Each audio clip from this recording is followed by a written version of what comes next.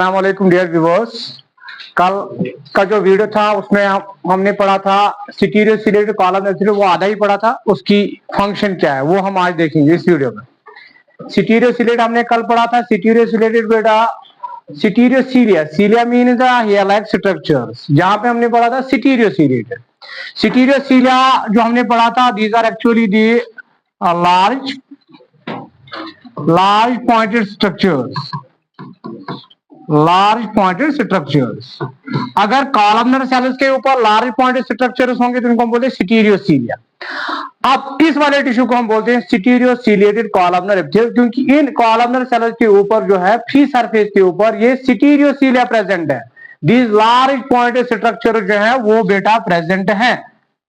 अब ये सिटीरियोसीलिएटेड columnar epithelial tissue कहां पे प्रेजेंट होता है? ये कहां पे प्रेजेंट होता है?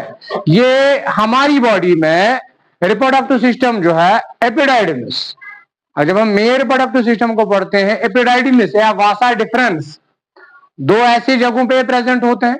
तो आप लिखोगे इसकी लोकेशन जो है बेटा कहां पे होती है? इन द एपिडाइडिमिस, मेनली एपिडाइडिमिस में होती है। एपिडाइडिमिस, एपिडाइडिमिस में, एपिडाइडिमिस जो है एक पार्ट है, ये पार्ट है किसका? मेल रिप्रोडक्टिव सिस्टम का। मेल रिप्रोडक्टिव सिस्टम का एक पार्ट है, दैट इज द एपिडाइडिमिस। एपिडाइडिमिस एक ट्यूब लाइक स्ट्रक्चर होता है जो टेस्टिस के बाहर होता है। अगर हम मैं यहाँ पे थोड़ा सा आपको आइडिया दूंगा इसका, ये टेस्टिस है, ये टेस्टिस है, this is the testis. Testis के अंदर इस तरह से कुछ स्ट्रक्चर्स होते हैं, इनको हम बोलते हैं टेस्टिकुलर लोब्यूल्स। इसके अंदर इस तरह के सेमिनिफरस ट्यूब्यूल्स होते हैं, ठीक है? ये सेमिनिफरस ट्यूब्यूल्स हैं, ये सेमिनिफरस ट्यूब्यूल, ये आपस में जुड़ जाते हैं इस तरह से रेटिटाइप, फिर इस तरह से डक्ट्स बनाते हैं जिनको बोलते हैं वासा इफ्रेंशिया। फिर यही एक बड़े लार्ज बड़े ट्यूब में एंटर करते हैं इस तरह से। इस वाले स्ट्रक्चर को हम बेटा बोलते हैं epididymis. This is epididymis. Testis के बाहर, ये टेस्टिस है, टेस्टिस के बाहर एक ट्यूब लाइक स्ट्रक्चर होता है जो बेटा जिसको हम एपिडाइडिमिस बोलते हैं। यहां से स्पर्म्स बनते हैं, यहां से स्पर्म जो है यहां पे बनते हैं, इनको हम बोलते हैं सेमिनिफेरस ट्यूब्यूल्स, सेमिनिफेरस ट्यूब्यूल्स।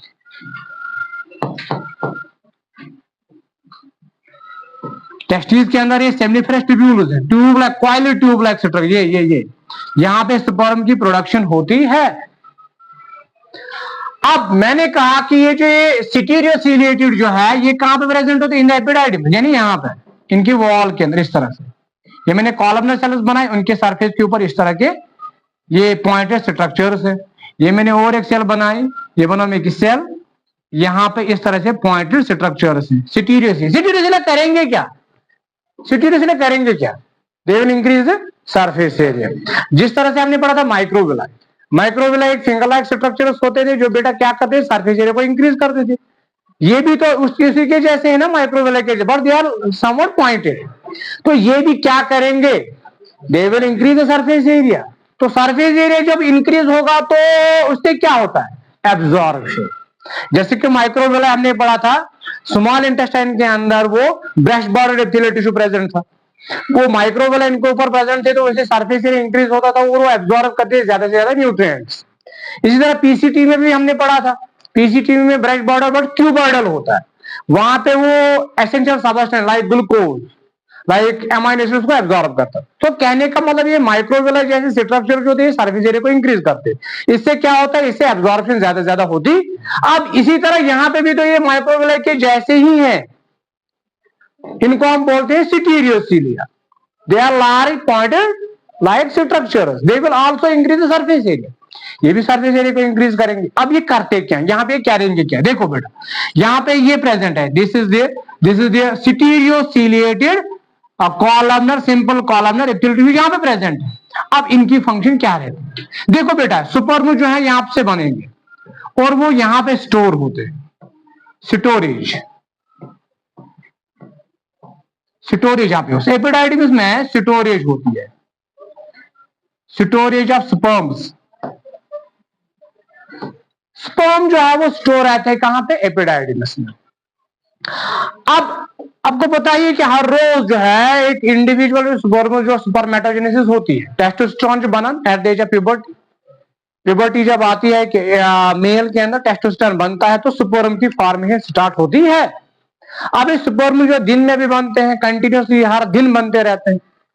अगर इस स्पर्म जो इजैकुलेट नहीं हुए, जिनके ने इजैकुलेट किया, ये वहीं पे स्टोर रहेंगे, तो उनकी तादाद जो है बेटा वो ज्यादा बढ़ेगी। उनकी तादाद जो है बेटा, प्यूबर्टी जब आती है तो रिप्रोडक्शन जो है या स्पर्मेटोजेनेसिस कंटिन्यूसली होती है, हर दिन बनते स्पर्म।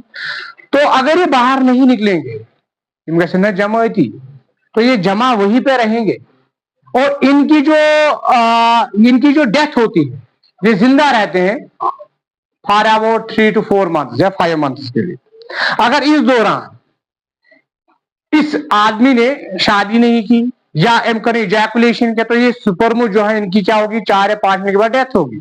वो वहीं पे रहेंगे ना, तो जब वो वहीं पे रहेंगे तो प्रॉब्लम होगी, नए स्पर्म बनते रहेंगे, वो कहां जाएंगे। तो इसीलिए जो डेड स्पर्म्स हैं उनको क्या करना है, उनको एब्जॉर्ब करना है। तो वो डेड स्पर्म जो है, ये सेल जो है यहां पे, ये जो है ये सेल कौन सी सेल है, सिटीरियोसीलिएटेड कॉलम एपिथेलियल टिश्यू, ये इन डेड स्पर्म्स को एब्जॉर्ब करता है ताकि नए स्पर्म जो है उनको ज्यादा मिले, राइट। सो अगर इजैकुलेशन नहीं होगी, रिलीज ऑफ स्पर्म नहीं हुआ, स्पर्म स्टोर रहते हैं, बट ये स्पर्म जो है इनकी डेथ होती है। जब इनकी डेथ होगी वो तो वहीं पे रहेंगे, इजैकुलेट तो नहीं है, बाहर तो वो रिलीज नहीं हुए, तो उन स्पर्म्स को क्या किया जाता है, एब्जॉर्ब किया जाता है by the stereociliated simple columnar epithelial tissue. So this is the function of stereociliated columnar epithelial tissue, right? यहां तक समझ में आया, यहां तक क्लियर हुआ। इसके बाद सो विद दिस हमने इस ताला जो है सिंपल एपिथेलियल टिश्यू जो है इसको हमने फिनिश किया। इसका जो दूसरा टाइप है दैट इज द कॉम्प्लेक्स, उसको हम अब डिस्कस करेंगे। तो आप सेकंड वाला लिखो, सेकंड टाइप जो है, सेकंड टाइप, पहला टाइप जो है वो हमने फिनिश किया। इसके बाद जो है बेटा दूसरा है that is the complex, complex epithelial tissue.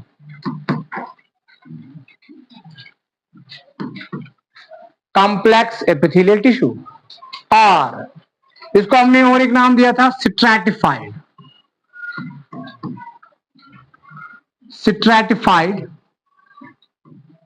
Epithelial tissue.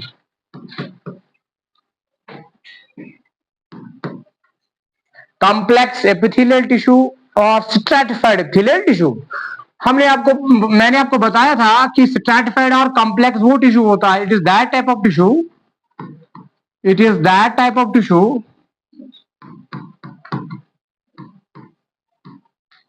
that type of tissue which is made up of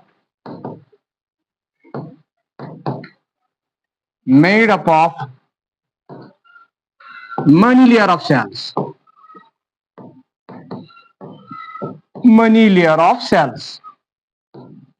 बहुत सारी लेयर जो है सेल्स की यहां पे होती है, उस वाले टिश्यू को हम बोलते हैं कॉम्प्लेक्स।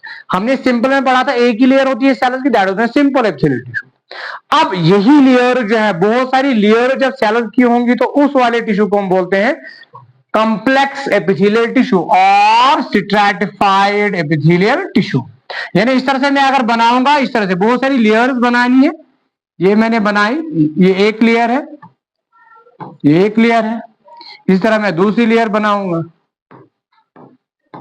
इसी तरह तीसरी लेयर, बहुत सारी लेयर्स किसकी होती है, सेल्स की। यहां पर तो यहां पे एक लेयर नहीं है, यहां पे बहुत सारी लेयर्स है, तो ये कौन सा टिश्यू बन गया बेटा, दिस इज द स्ट्रैटिफाइड और कॉम्प्लेक्स एपिथेलियल टिश्यू। अब यही स्ट्रैटिफाइड और कॉम्प्लेक्स एपिथेलियल टिश्यू के डिफरेंट टाइप्स हैं, इनको भी हम डिवाइड करेंगे, सो इनको हम डिवाइड करते हैं, into mainly into 4 types. into 4 types. तो आप लिखोगे types of stratified epithelial tissue. stratified epithelial tissue, ठीक है। तो इसको हम यहां पे लेंगे,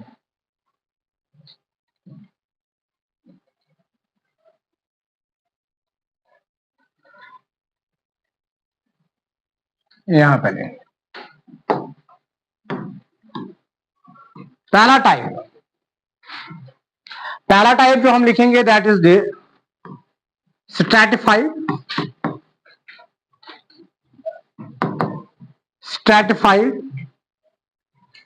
squamous।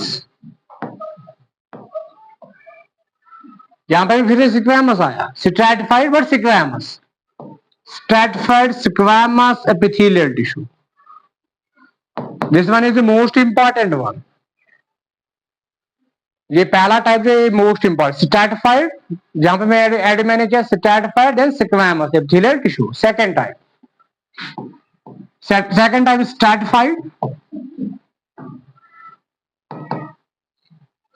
स्ट्रैटिफाइड कॉलमनर या क्यूबॉइडल।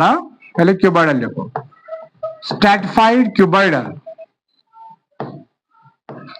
Epithelial tissue. वही सेम जो हमने सिंपल में पढ़ा था, वहां पे पढ़ा है सिंपल स्क्वैमस, यहाँ पे है स्ट्रैटिफाइड स्क्वैमस। यहाँ पे हमने पढ़ा, वहां पे हमने पढ़ा था सिंपल क्यूबॉइडल, यहाँ पे हमने पढ़ा है स्ट्रैटिफाइड क्यूबॉइडल। फोर्थ टाइप क्या होगा? फोर्थ टाइप क्या होगा शाबाश? Stratified columnar. Stratified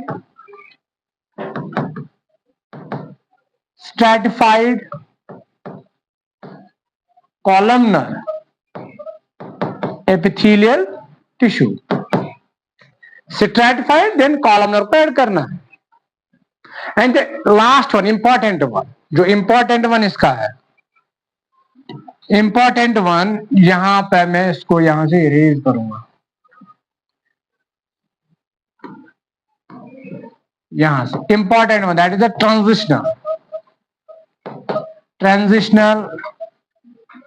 transitional epithelial tissue.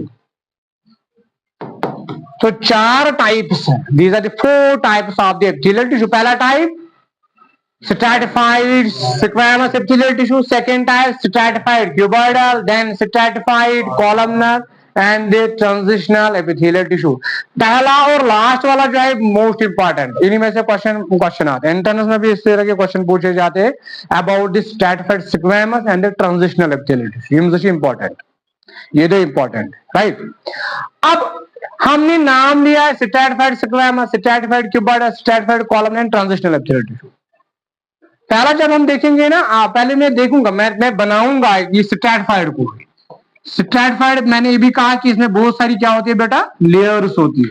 ये मैंने एक लेयर बनाई, राइट, फिर मैंने क्या बनाई, दूसरी लेयर बनाई, फिर मैंने क्या बनाई, तीसरी लेयर, सो ऑन। अगर मैं अब किसको बनाऊंगा, स्ट्रैटिफाइड स्क्वैमस को बनाऊंगा, तो मुझे कौन सी सेल्स बनानी है, फ्लैट सेल। बट सारी सेल्स में फ्लैट नहीं बनानी है, इनमें जो ऊपर वाली सेल्स होंगी वो फ्लैट होंगी। 1-2 लेयर जो ऊपर वाली लेयर्स होंगी वो क्या होंगी, फ्लैट। 1-2 लेयर्स ऊपर वाली क्या मैंने बनाई बेटा, फ्लैट बनाई। बाकी सेल जो होंगी वो क्यूबॉइडल हो सकती है, वो कॉलमनर हो सकती है। बट आपने जब स्ट्रैटिफाइड स्क्वैमस को देखना है, आपने पूरी लेयर के अंदर स्क्वैमस सेल देखने को नहीं मिलेंगी। नीचे वाली सेल जो होंगी वो क्यूबॉइडल हो सकती है, नीचे वाली सेल कॉलमनर हो सकती है, बट ऊपर भी टॉप मोस्ट लेयर्स है वो क्या होनी चाहिए, स्क्वैमस। इसीलिए इस वाले टिश्यू को हम बोलेंगे, ये वाला टिश्यू जो है बेटा, ये वाला टिश्यू जो है ये स्ट्रैटिफाइड स्क्वैमस है, क्योंकि ऊपर वाली लेयर्स को देखना है, लोअर वाली लेयर्स को नहीं देखना। लोअर वाली लेयर्स क्यूबॉइडल भी हो सकती है। यहां पे मैंने बनाया ये क्यूबॉइडल सेल, ये तो स्क्वैमस नहीं है। बट ऊपर वाली सेल्स को आपने देखना है, ऊपर वाली सेल्स क्या है बेटा, स्क्वैमस। तो आप इस टिश्यू को बोलते हैं स्ट्रैटिफाइड स्क्वैमस एपिथेलियल टिश्यू। ऊपर वाली लेयर को देखना, नीचे वाली लेयर जो है उनकी शेप जो क्यूबोइडल भी हो सकती है, उनकी शेप कॉलमनर भी हो सकती है, बट ऊपर वाली लेयर की सेल्स अगर स्क्वैमस होंगी तो पूरे टिश्यू को हम बोलेंगे स्ट्रैटिफाइड स्क्वैमस एपिथेलियल टिश्यू, ऊपर वाली लेयर को।